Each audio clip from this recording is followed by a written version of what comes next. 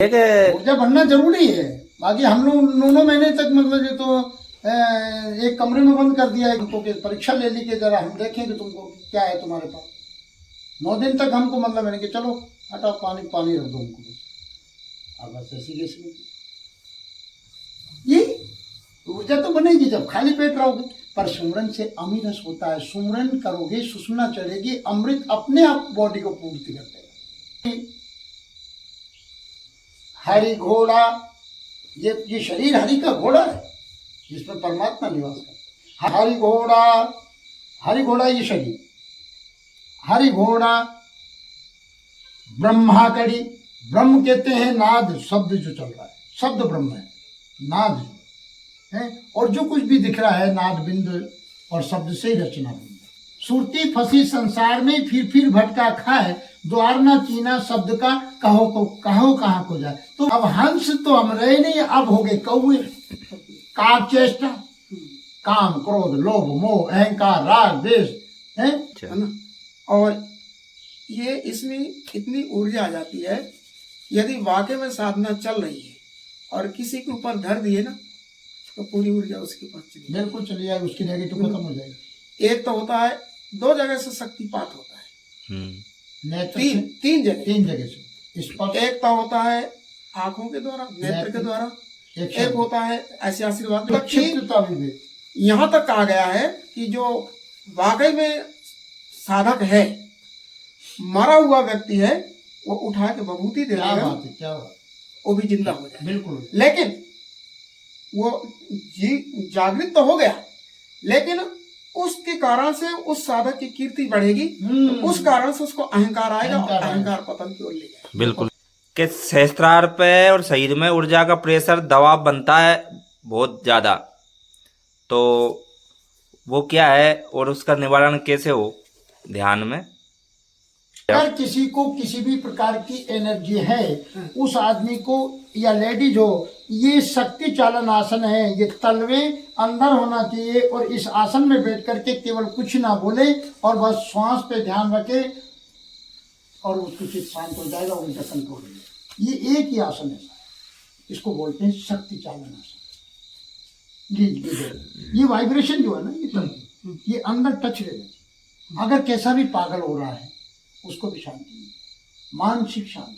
चाहे वो संसारी है, चाहे योग में ऊर्जा बन रही है, चाहे वो खाना कम खाता हो या कोई किसी भी कारण हो, बाकी ऊर्जा उसको ये तलवे जो है दोनों त्वचा के स्पर्श रहना चाहिए।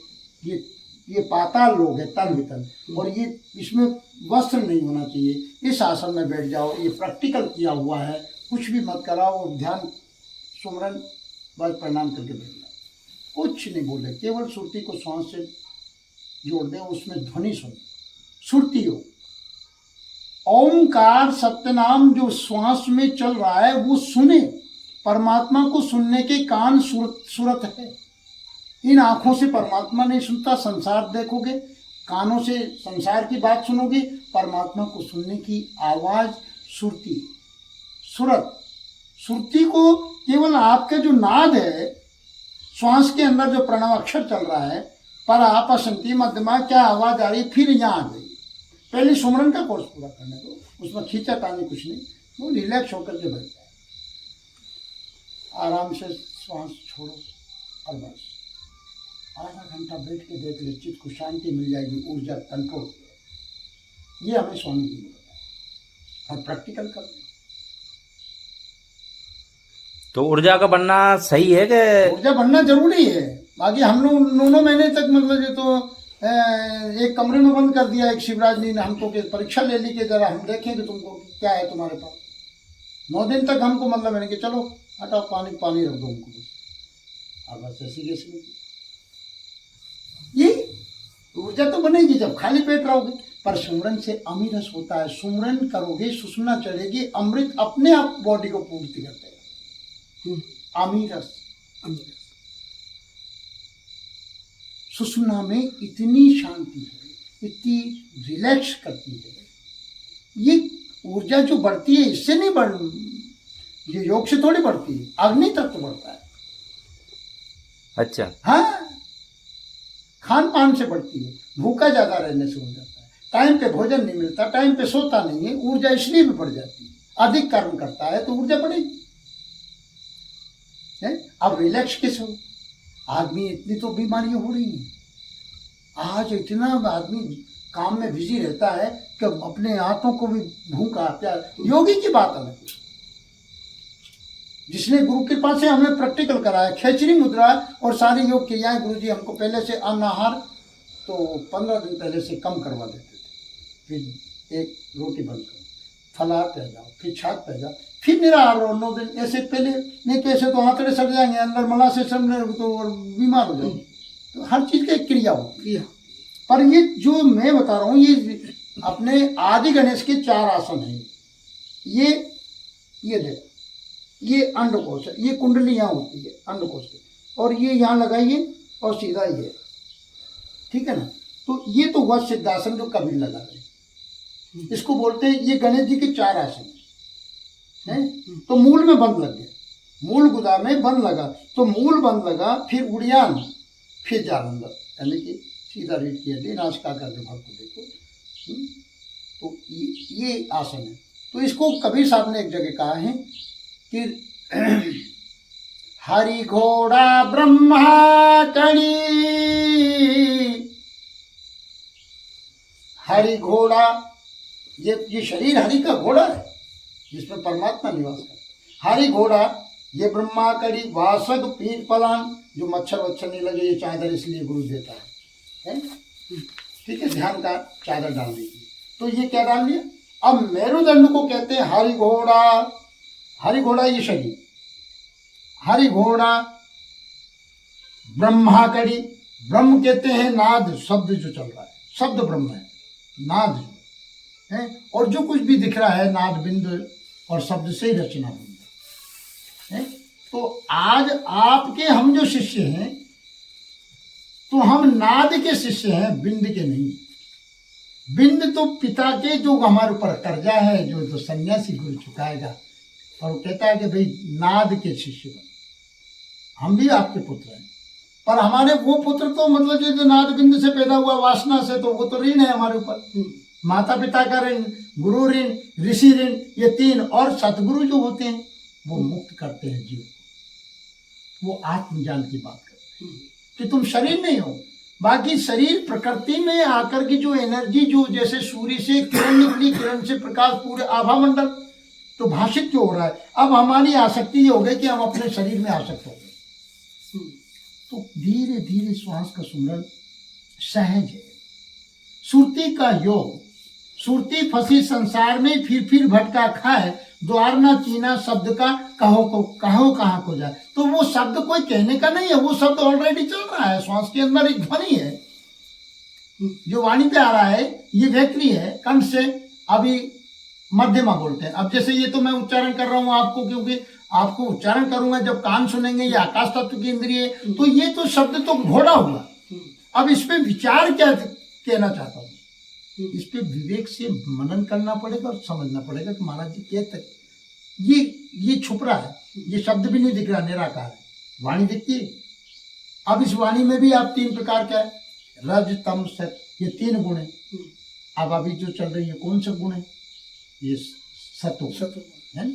और खाने पीने की बात आ जाए तो वो रजो गुण, और जब इच्छा पूरी नहीं होता तब वो गुण आ जाए। ये 3 गुण है। तो 5 तत्व 3 गुण में हंसा आन पड़ी है गांठ। 5 तत्व 3 गुण में हंस। अब हंस तो हम रहे नहीं, अब हो गए कौवे। का चेष्टा, काम क्रोध लोभ मोह अहंकार राग द्वेष है, भक्ष्य अभक्ष्य, उल्टा सीधा, बस हमें पता ही नहीं कि हम क्या है। तो गुरुदेव कहते हैं, स्वामी जी कहते हैं, परमहंस जी कहते हैं, अड़गड़ों जी महाराज जी यथार्थ गीता में कहते हैं, 5 तत्व 3 गुण में आन पड़ी गांठ, और इसका भेद जाने बिना इत उत पट को मात। तो ये ऊर्जा कुंडली जागरण की भी तो हो सकती है। अरे तुम कुंडला कुंडली के चक्कर में मत पड़ो, तुम्हें किससे क्या लेना देना कुंडला कुंडली। तुम तो सुमरन करो, मस्त रहो, मन शांत हो जाएगा, बात खत्म, सहज में आ जाओ। ये चक्र में क्यों पढ़ रहे हो तुम? चक्र में छोड़ो। नहीं, प्रेशर बनता है ऊर्जा के साथ। हम कह रहे हैं उसको छोड़ो ना, वो तुम्हारे किसी सानिध्य में करनी पड़ेगी। हमने हटा दी सब चीजें। ये हठ योग है, ये चक्रों का योग, ये सब चक्र हटा। ये सहज सुमरन, श्वासा की कर सुमरना अज पाका कर जा,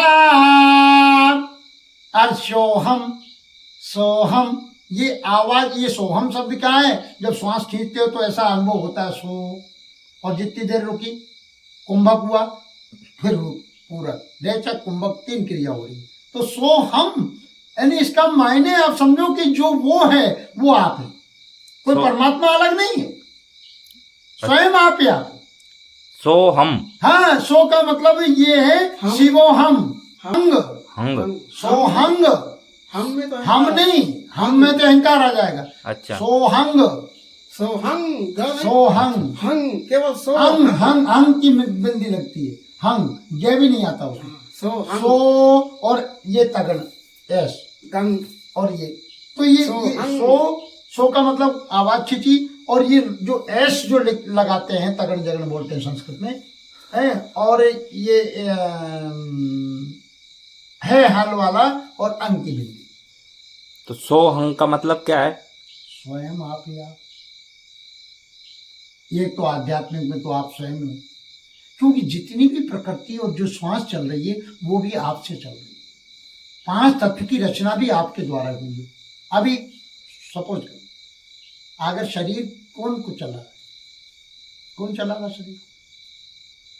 अंदर बैठी जो चेतना, चेतन, चेतन अमन सहज सुख राशि, रामचरितमानस में बाबा तुलसीदास कहते हैं। तुम चेतन हो, बाकी तुम चेतन तो सब हैं, बाकी उनको पता नहीं, होश में नहीं है, विवेक शून्य है तुम्हारा। हाँ, तुम्हें तो अपने भीतर का पता ही नहीं लग रहा। महापुरुषों से पूछो, ये साधना बता रहे हैं, सहज सुमरन करो। नहीं, ये ऊर्जा का बनना वो स्वाभाविक घटना है। आप तो ऊर्जा अपने जब ध्यान में रहोगे ऊर्जा तो बनेगी, आपका मन एकाग्र होगा तो ऑटोमेटिक ऊर्जा बनेगी, तो शांत हो जाएगी वो। बिल्कुल होगी। आसन लेके बैठो, तन थिर मन थिर सूरत निरत थिर होए, और बलिहारी वा जीव की पल्ला न पकड़े, स्थिर बैठो उसमें। हाँ महाराज कह रहे हैं वो बात सही है। उसमें ऐसा भी सरकार बताया करते हैं हमारे गुरुदेव कि जब ऐसे बैठते ना, बहुत से ऐसे बैठते हैं, बहुत से ऐसे बैठते हैं, तो इसमें ऊर्जा तैयार होती है। तो जब उठते हैं ना, उठते टाइम में दोनों हाथ को ऐसे करें, बिल्कुल सही, और उसके बाद पूरा ये ऐसे करके अब पूरी अपनी जो ऊर्जा है ना, वो अपने ऑटोमेटिक अंदर ही रह जाएगी। अच्छा, है ना। और ये इसमें इतनी ऊर्जा आ जाती है, यदि वाकई में साधना चल रही है और किसी के ऊपर धर दिए ना, तो पूरी ऊर्जा उसके पास चली, बिल्कुल चली जाएगी, उसकी नेगेटिव खत्म हो जाएगी। एक तो होता है 2 जगह से शक्तिपात होता है, तीन जगह से। एक तो होता है आंखों के द्वारा, नेत्र के द्वारा, एक होता है ऐसे आशीर्वाद देते ना, एक गद्दी से अपना शक्ति प्रवाह, और एक जो नाखून महात्मा लोग चरण धोते हैं, चरण पीते हैं। दूसरी बात, ये उन लोगों के लिए है जो ध्यान नहीं करते, है ना। जो ऊर्जा बनी, जैसे आपने पैसे कमाए, पैसे कमाने के लिए बैंक तो होगी, बैंक में आप कितना भी धरिए कोई वो नहीं है, बल्कि उसका जो साल में ब्याज बनेगा। इसी प्रकार से सहज रूप तो बताया ही है, नाम, है ना। एक प्रक्रिया ये है, और एक प्रक्रिया है ध्यान। ध्यान में उस दिन भी हम आपको बताए थे कि ध्यान में इतना तल्लीन हो जाए कि जो गुरु महाराज का दाहिने पांव का नाखून है, श्री गुरु पद नख मण गण ज्योति सुमिरत दिव्य दृष्टि ये होती। बहुत अच्छा ना। जब उसमें मन को लगाएंगे, पहले मन क्यों कहा गया है? क्योंकि ये मन तो संसार इतना बड़ा इसमें समाया था। फिर जब मानस पूजा के द्वारा हमने चालू किया गुरु महाराज को, तो कितना बड़ा हुआ, छोटा हुआ, सूक्ष्म। यहाँ तक जस जस सुरसा बदन बढ़ावा, तास दून कप रूप दिखावा, सतयोजन ते आनंद कीना, अति लघु रूप पवन सुत लीना। हनुमान जी महाराज छोटा सा एकदम मच्छर से भी कम लिए। सही बात।